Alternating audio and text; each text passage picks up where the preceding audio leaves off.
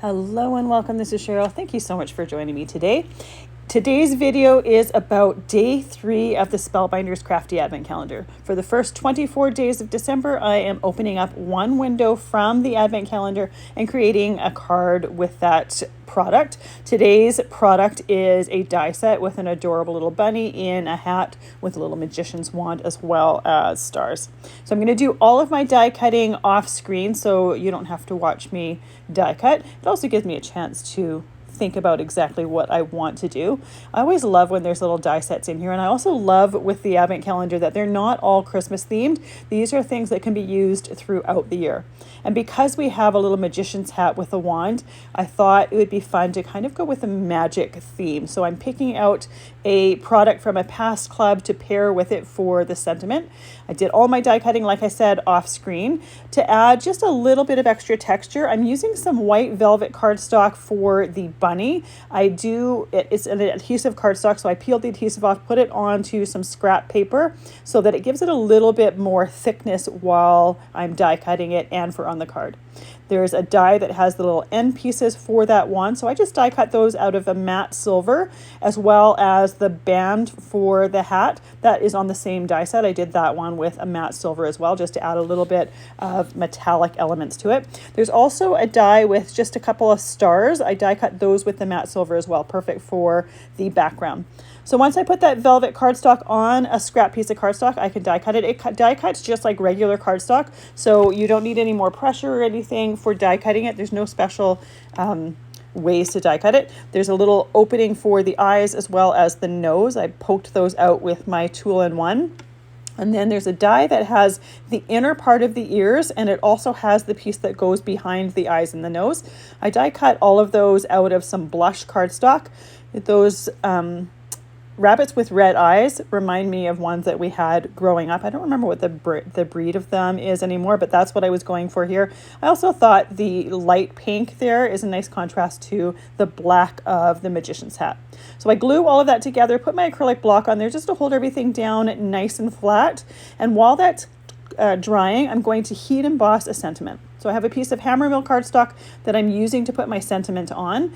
The set that I'm going to be using for the sentiment is the Confetti Wishes from November 2020.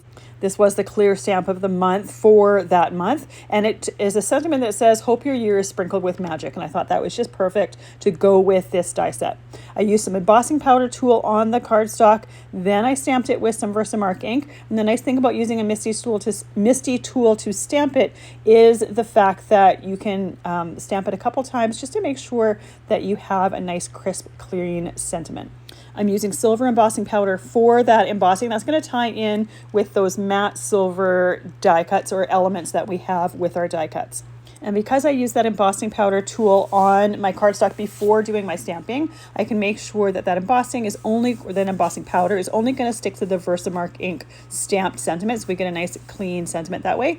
And then I'm going to use my embossing tool to melt that down. I use my guillotine trimmer to trim it down, and at first I trimmed it down to 4 inches or 3 3/4 inches by 5 inches. But then I realized that my sentiment wasn't actually centered. So I trimmed it down even further to 3.5 inches by 4 3/4 inches. And then I trimmed my mat down to 4 inches by 5 1/4 inches. So we're going to have a larger amount of my A2 card base showing on this card.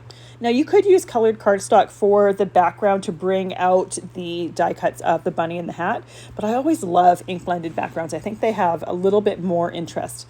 So I had 3 pads out here, but I end up only using 2 of them. I start with the Villainous Potion in the center part of my background here, and then I'm going in with some Hickory Smoke and just going around the outside edges.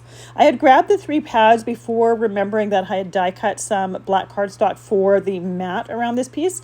So when thinking about that while I was doing my ink blending, I realized I really didn't need that black ink around there. You could also put the black ink around outside of the Hickory Smoke, but I thought by leaving it with that Hickory Smoke, it would just have a little bit nicer contrast with the black cardstock as a mat around it. So with my pieces ready to go, I can glue my card together. And yes, my black mat here has my piece die cut out of it. I do this often with my cards, so if you've seen my videos previously, this is likely not anything new to you, but it's just a way to extend your cardstock a little bit. And it's especially helpful with specialty cardstocks that tend to be a little bit pricier. So with my main pieces down on my card, I can put my die cuts on. Now in hindsight, I wish my sentiment was just a little bit lower. So when I reduced the size on this piece, I should have trimmed more from the bottom rather than the top, but it still works totally fine. Once I have that bunny as well as the wand on my card, I'm just putting dots of glue and then adding those stars to it. It's really easy to do by using a jewel picker. Make sure to have them right side up first, as you can see that I'm flipping them over, and then use the jewel picker just to pick up that piece and then put it right into the glue. Makes it nice and easy. By having the glue in a fine tip bottle, I can get just a little dot of glue there and make sure that I have just the amount on there. So it happens, or it works really, really well. And liquid glue is also really good when you're creating cards because it has that wiggle room to it. I use Barely Art glue and I don't have to use a ton of glue, and it takes, I want to say maybe 10-15 seconds before it starts to set, and it grabs really, really well. So here's the completed card, a really quick and easy one to put together, but it's got some fun texture to it with that velvet cardstock as well as the silver touches on it. Thank you so much for joining me today for day 3 of the Crafty Advent Calendar. I'll be back tomorrow and I'll share with you what is in day 4.